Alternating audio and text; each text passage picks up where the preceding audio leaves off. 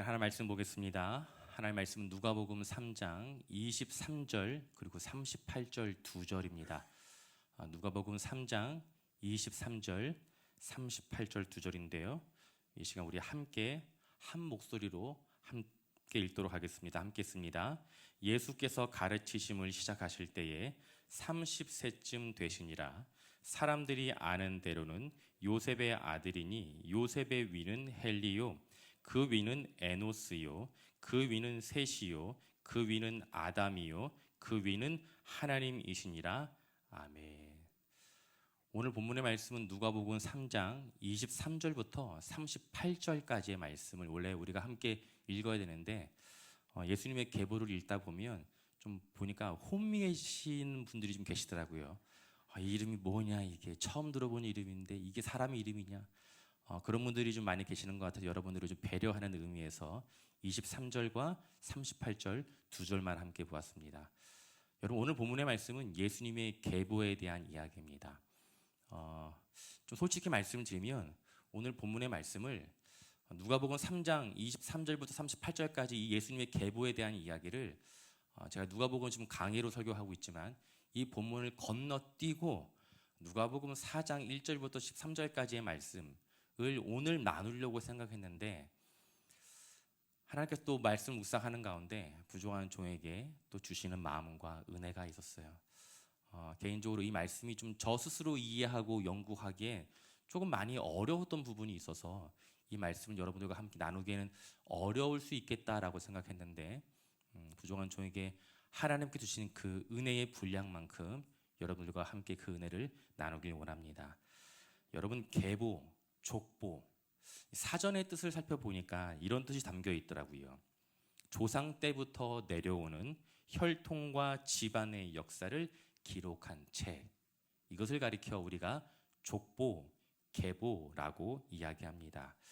지금은 그 의미가 조금씩 좀 사라지고 있지만 대부분의 종갓집은요, 집안의 족보와 계보를 잘 간직하여서 후손들에게 물려주고 있습니다. 여러분, 그 이유가 무엇일까요? 이 가문의 역사를 잘 기억하여서 이 가문의 정통성을 잊지 않기 위함인 것이지요. 저도 어릴 적에 할아버지 댁에 가면 할아버지는 늘 저에게 집안의 족보를 보여주시면서 가문의 시조가 누구인지, 그리고 선조들은 어떤 분들인지, 어떤 일들을 하셨는지 정말 입이 닳도록 저에게만 이야기해 줬습니다. 그 이유가 무엇일까요? 제가 그 집안의 장손이기 때문이에요. 정말 너무 할아버지께는 좀 죄송한 이야기지만 지겨웠어요. 여러분, 저는 천안전시 두평공파 8대 장손입니다. 이것이 족보에 기록된 저에 대한 정보예요. 물론 다른 가문에 비교해 보면 그 역사는 짧지만 그럼에도 불구하고 저희 할아버지는 저희 가문의 족보에 대해서 참 많이 자랑스러워하셨습니다. 그래서 제가 시골에 갈 때면 저를 붙들고 우리의 시조가 누구인지, 그 손조들이 누구인지 한 명 한 명 그 한자에 대한 이름을 풀이해 주면서 저한테 1시간이 넘도록 2시간이 넘도록 이야기를 했던 것이지요. 여러분, 오늘 본문의 말씀을 보니까 예수님에게도 족보와 계보가 있었습니다. 여러분, 예수님의 계보, 족보는요, 마태복음 1장 1절부터 16절까지, 그리고 오늘 본문의 말씀인 누가복음 3장 23절부터 38절까지의 말씀에 기록되어 있습니다. 여러분, 예수님의 계보가 성경에 기록된 이유가 무엇일까요? 그것은 분명한 한 가지 이유입니다.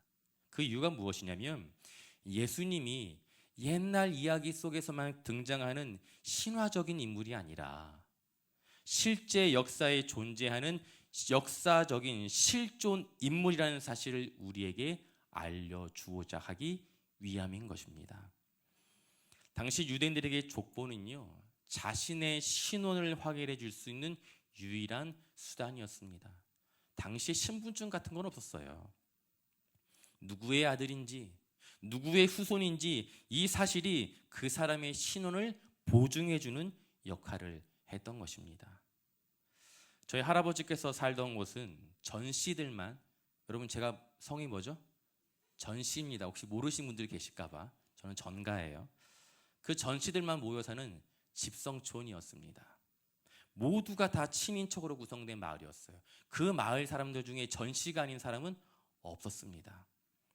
제가 초등학교 때 할아버지 댁에 갈 때면 그곳의 마을 어르신들이 저를 보고 이렇게 물어요. 누구 아들이냐? 너 누구 손주야? 라고 저에게 묻습니다. 그러면 저는 네, 현자 열자의 아들입니다. 맹자 숫자의 큰 손주입니다. 이렇게 이야기를 해요. 여러분, 저에 대한 소개는 끝이 납니다. 제가 서울 어디에서 살고 있는지, 몇 학년인지 그분들이 묻지 않으세요.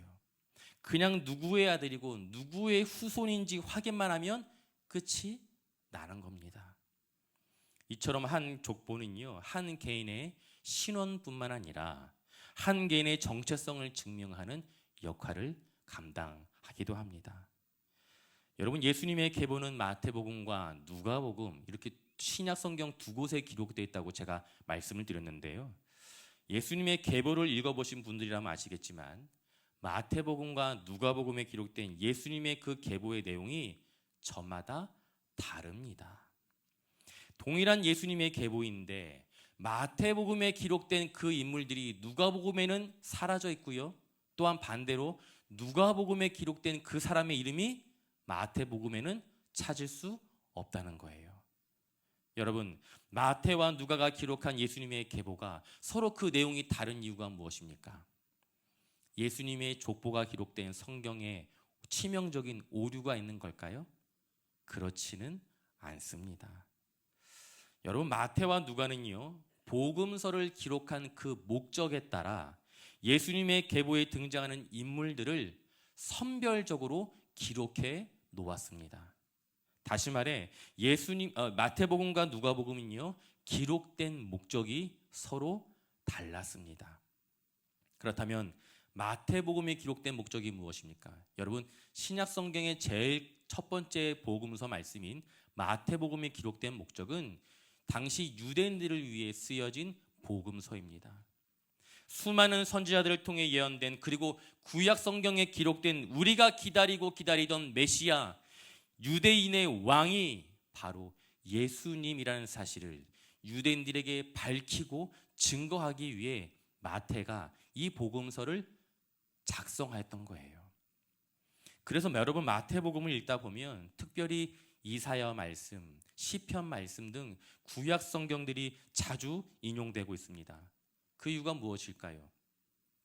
하나님의 말씀을 절대적인 진리라고 신뢰하고 믿고 있었던 그 유대인들에게 구약 성경은 예수님을 증거하기에 너무나도 좋은 보증서가 되기 때문입니다. 마태복음과는 달리 누가복음은요, 이방인이었던 누가가 이스라엘의 역사를 알지 못하는 이방인들을 위해 기록한 책입니다. 누가는 이방인들에게 이 땅에 인간의 몸을 입고 오신 예수님이 다름 아닌 하나님의 아들이라는 사실을 밝히고자 노력하였습니다. 여러분, 예를 들어 전송인에 대한 계보를 소개할 때 여러분 관심 없으시겠지만 좀 들어주세요. 전송인에 대한 계보. 만약에 저에 대한 계보를 여러분들에게 소개할 때 천안전시, 두평공파, 8대 장손인 저에 대해 설명을 할 때 그냥 쭉 그 저의 시조 할아버지부터 그 쭉 이름을 나열하게 되면 여러분들에게 별 특별하게 의미는 없을 거예요. 아, 그렇구나. 그런데 만약에 저의 할머니의 신앙을 통해 하나님을 믿지 않는 이 전시 집안이 신앙생활을 하게 되었다는 사실을 누군가에게 강조하고 싶다면 누구의 이름을 반드시 그 계보에 기록해야 되는 것입니까? 저희 할아버지 이름이 반드시 기록되어야 돼요. 왜냐하면 할머니의 짝꿍이니까. 이와는 달리 이 전시 집안 가운데 처음으로 목사가 나오게 되는데 그 목사가 저희 아버지라는 사실을 누군가에게 강조하고 싶다면 반드시 저희 아버지의 이름이 그 계보와 족보에 기록되어 있어야 하는 것입니다.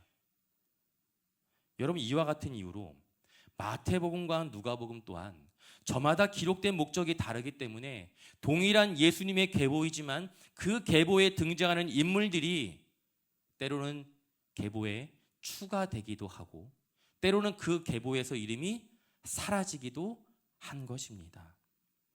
두 번째로 마태복음과 누가복음에 기록된 예수님의 계보는요, 그 순서 또한 달랐는데요. 우리 함께 마태복음 말씀을 잠깐 볼게요. 마태복음 1장 1절과 2절 말씀 우리 함께 있습니다. 아브라함과 다윗의 자손 예수 그리스도의 계보라. 아브라함이 이삭을 낳고 이삭은 야곱을 낳고 야곱은 유다와 그의 형제들을 낳고. 여러분, 일반적인 족보를 보게 되면 시조에서부터 후손들의 순서대로 차례대로 기록되어 있습니다. 이것이 일반적인 족보의 순서예요. 그렇게 마태복음에 기록된 예수님의 계보는 내림자순, 다시 말해 과거에서부터 현재로 선조들에서부터 후손들에게 이르기까지 그 순서대로 기록이 되어 있는 것입니다. 여러분, 이와 같은 순서로 기록된 이유가 무엇일까요? 하나님께서 아브라함과 다윗을 통해 약속하신 그 언약의 말씀이 예수 그리스도를 통해 이루어진다는 사실을 강조하기 위함인 것입니다. 다시 말해 말씀의 성취가 그 초점인 거예요. 이와는 반대로 누가복음은 오름자순, 다시 말해 현재에서부터 과거로 거슬러 올라갑니다. 후손에서부터 선조의 순서대로 기록되어 있어요. 우리 누가복음에 기록된 예수님의 계보를 잠깐 봅니다. 누가복음 3장 23절과 24절 말씀 함께 있습니다. 예수께서 가르침을 시작하실 때에 30대쯤 되시니라. 사람들이 아는 대로는 요셉의 아들이니 요셉의 위로는 헬리요, 그 위는 마따시요, 그 위는 레위요, 그 위는 멜기요, 그 위는 얀나요, 그 위는 요셉이요. 여러분, 누가복음이 이와 같은 순서로 기록된 이유가 무엇일까요? 예수님께서 하신 그 일에는 그 뿌리가 존재하는데, 여러분, 그 뿌리가 누구이십니까? 바로 창조주 하나님이라는 사실을 강조하기 위해서 예수님부터 그의 아버지 요셉, 그 위에 결국에 누구까지요? 하나님까지 그 이름을 기록하고 있는 것입니다. 여러분, 누가가 강조하고 싶었던 예수님은요, 요셉과 마리아를 통해 이 땅에 태어난 그 예수님이 아니라 하나님의 아들이신 예수님을 누가는 소개하고 싶었던 것입니다. 다시 말해 말씀의 그 시작이 누가복음의 초점인 거예요. 마태는 말씀을 이루신 예수님에 대해서 이야기하고 싶었습니다. 그와는 달리 누가는요, 말씀을 하신 하나님에 대해서 이야기하고 싶었던 거예요. 따라서 마태복음에 기록된 예수님의 계보는요, 하나님께서 이스라엘 백성들을 향한 언약의 말씀을 주신 아브라함에서부터 시작이 되지만, 누가복음에 기록된 예수님의 계보는 인류의 시조인 아담을 넘어 창조주 하나님까지 그 이름이 기록되어 있는 것입니다. 마지막으로 마태복음과 누가복음에 기록된 그 예수님의 계보의 그 위치가 다른데요. 여러분, 통상 유대 문헌에 기록된 계보는 마태복음처럼 그 제일 첫 장 1장에 기록되는 것이 대부분 그게 통상적인 그런 기록입니다. 이야기의 시작에 그 주인공의 그 역사를 소개하는 것이 일반적인 상식이라는 거예요. 그런데 누가복음은요, 누가복음 1장에 예수님의 계보가 기록된 것이 아니라 누가복음 3장, 그것도 다른 이야기와 다른 이야기 사이에 예수님의 계보가 기록되어 있습니다. 여러분, 지난주 말씀 혹시 기억하세요? 표정을 보니까 왜 그런 거 갑자기 묻냐, 우리 마음 어렵게. 여러분 다 아실 것인데 표정이 지금 마스크도 쓰고 있고 답답하니까 그런 표정으로 저를 바라보시는 거라 저는 그렇게 이해하겠습니다. 여러분, 오늘 본문의 말씀 바로 앞부분인 지난주 본문의 말씀은 누가복음 3장 15절부터 22절까지의 말씀이었어요. 여러분, 그 내용이 무엇입니까? 세례 요한에게 세례를 받으시는 예수님에 대한 이야기였어요. 예수님께서 요한에게 세례를 받으시고 하나님께 기도합니다. 그 순간 어떤 일이 일어났죠? 하늘이 열리고 성령이 비둘기처럼 강림하였습니다. 그리고 하늘에서부터 하나님의 음성이 들려왔습니다. 너는 나의 사랑하는 아들이다. 내가 너를 기뻐하노라. 아멘. 여러분, 하나님께서는 예수님이 하나님께서 사랑하시는 아들이라는 이 사실을 공식적으로 선포하셨습니다. 바로 그 사건 뒤에 예수님의 계보가 기록된 이유가 바로 이거예요. 하나님께서 사랑하시는 그 아들이 바로 예수님이라는 사실을 강조하기 위해 하나님께서 예수님을 향해 너는 내가 사랑하는 나의 아들이다, 이 선포의 말씀 뒤에 예수님의 계보가 기록되어 있는 것입니다. 여러분, 예수님의 계보가 기록된 오늘 본문의 말씀 그 다음 이야기는요, 우리가 다음 주에 살펴볼 이야기인데 누가복음 4장 1절부터 13절에 대한 이야기예요. 여러분, 이 이야기는 예수님께서 사단에게 시험을 받으시는 이야기입니다. 여러분, 사단은 왜 예수님을 시험한 것일까요? 예수님이 하나님의 아들이라는 사실을 사단이 몰랐을까요? 분명히 알고 있었습니다. 그럼에도 불구하고 사단은 왜 예수님을 시험한 것일까요? 여러분, 사단은요, 이미 한번 시험에서 승리하는 경험이 사단에게 있습니다. 그렇다면 그 사단이 승리한 상대가 누구입니까? 우리가 너무나 잘 알고 있는 인류의 첫사람, 누구죠? 바로 아담입니다. 하나님께서 창조하신 인류의 첫사람 아담.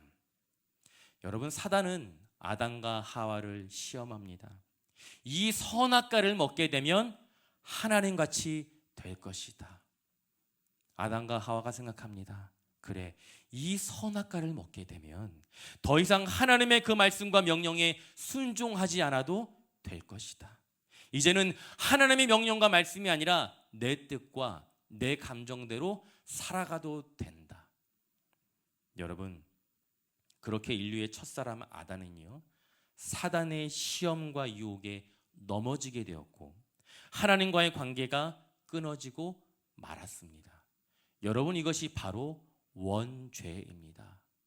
우리가 흔히 알고 있는 것처럼 아담과 하와가 하나님께서 먹지 말라고 한 그 선악과를 먹었기 때문에 원죄가 시작된 거야. 분명히 물론 이것도 죄이지만 진정한 원죄의 의미는 하나님의 말씀에 불순한 그 죄보다 하나님이 아닌 내가 하나님같이 되어서 하나님의 말씀이 아니라 내 뜻과 내 마음과 내 감정대로 살고자 했던 이 마음, 하나님이 나의 삶의 주인이 아니라 내가 내 인생의 주인이 되어 살고 싶어하는 이 마음이 바로 죄의 시작인 것입니다.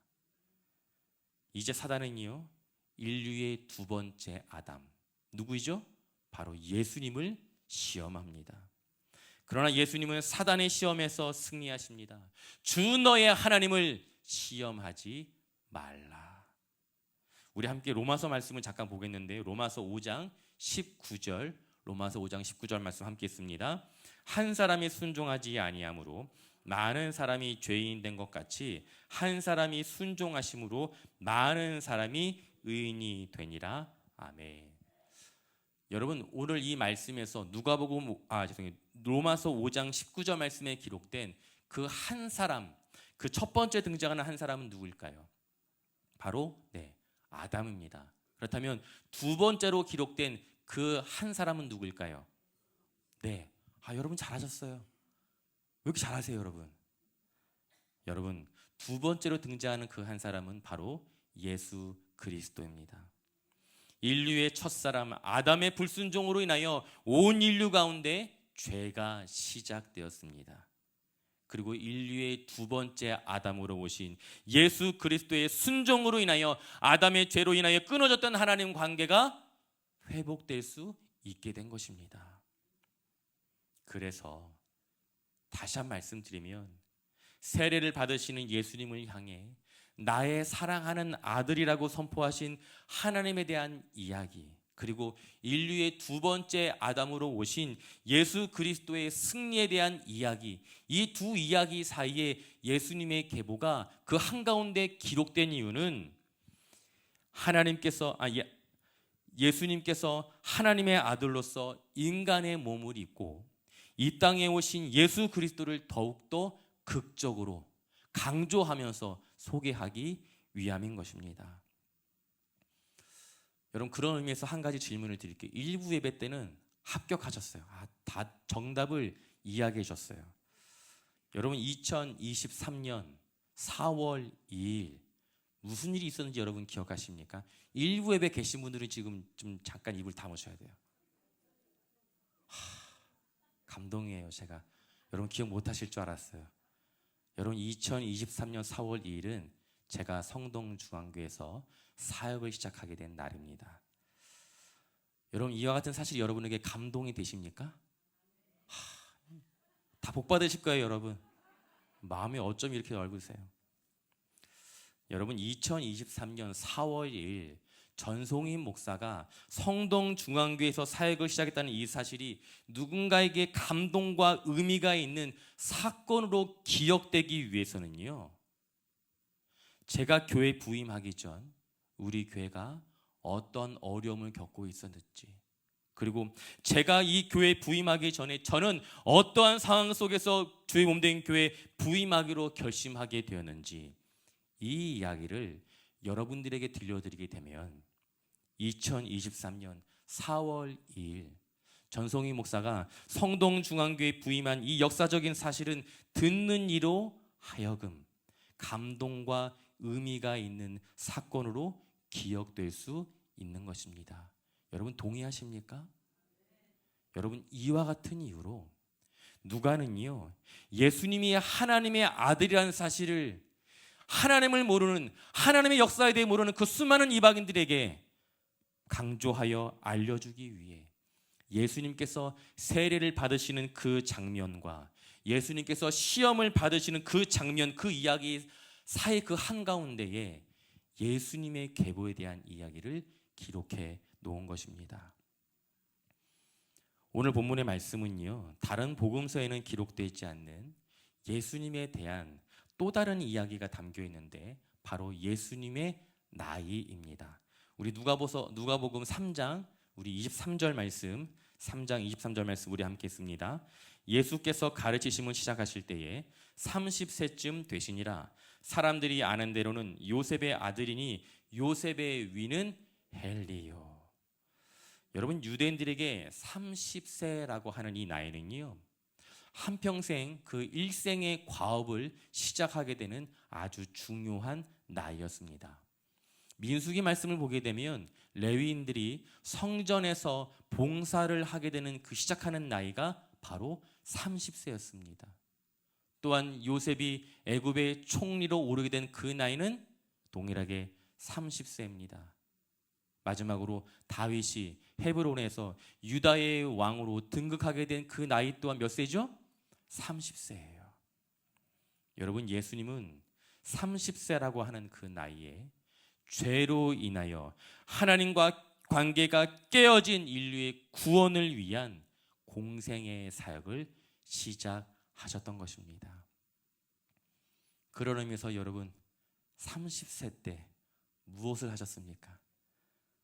애 낳고 키우느라 정신 없었죠? 여러분 누가복음에 기록된 그 예수님의 계보를 읽고 있다 보면 몇 가지 좀 이해가 할 수 없는 이상한 부분들을 발견하게 됩니다. 사실 제가 이와 같은 이유로 이 오늘 본문의 말씀을 설교하고 싶지 않았던 거였어요. 자, 우리 본문 말씀 23절 말씀 제가 한 번 더 읽어드릴게요. 사람들이 아는 대로는 요셉의 아들이니 요셉의 위는 헬리요. 여러분 요셉의 위, 우리가 그냥 흔히 요셉의 아버지라고 우리가 이해할 수 있을 것 같은데 요셉의 아버지를 누가복음에는 어떻게 기록되었습니까? 헬리라는 이름이 기록되었습니다. 여러분 그런데 마태복음에 기록된 마태가 기록한 그 복음서를 보게 되면 요셉의 아버지는 헬리가 아니라 야곱으로 기록되었습니다. 뭘까요 도대체? 요셉의 아버지 이름이 헬리입니까? 야곱입니까? 아시는 분 계세요, 여러분? 여러분 사실 요셉의 아버지가 정확하게 누구인지 마태복음과 누가복음에 기록된 정보 외에 정확한 역사적인 자료는 없습니다. 따라서 이처럼 상반된 예수님의 계보에 대한 학자들의 그 이야기와 주장과 견해들이 저마다 서로 다른데 그 중에 특이하게 좀 주장하였던 학자들의 이야기를 제가 여러분께 좀 소개해 드릴게요. 이런 이야기가 있어요. 마태가 기록한 예수님의 계보는 예수님의 어머니 마리아, 다시 말해 그 모계를 중심으로 기록된 계보이고, 또 이와는 달리 누가가 기록한 복음서는 그 요셉의 아버지 죄송합니다. 예수님의 그 아버지 요셉의 그 혈통에 대한 그 계보라고 하는 견해가 있습니다.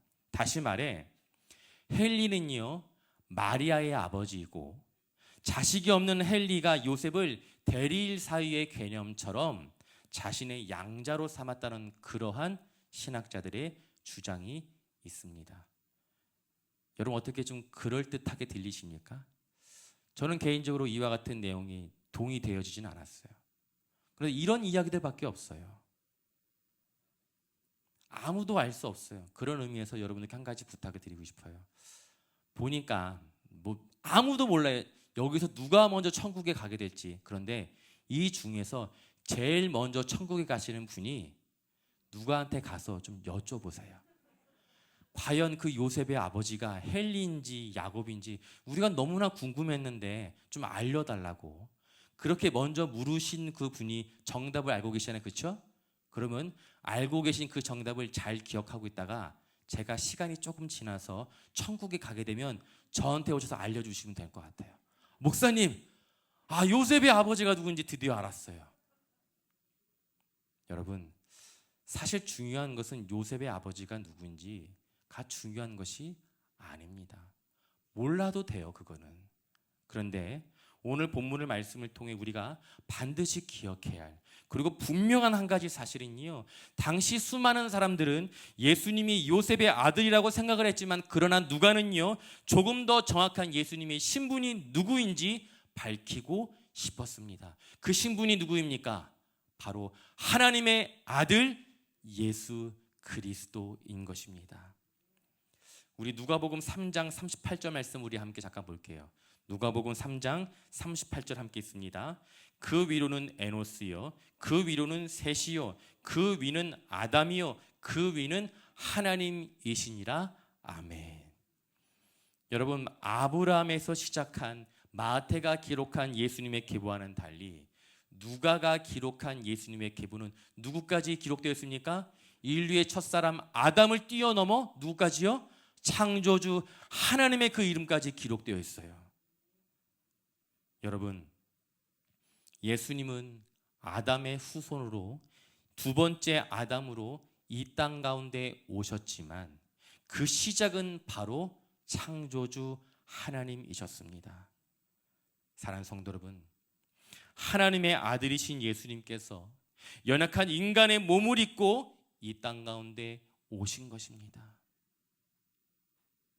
모든 것을 마음껏 누릴 수 있는 영광스러운 하늘 보좌를 버려두고 죄가 가득한, 연약함이 가득한 이 인간의 땅 가운데 연약한 인간의 모습으로 예수님께서 오신 것입니다. 여러분, 이와 같은 이 역사적인 사실이 우리에게 의미하는 것이 무엇입니까?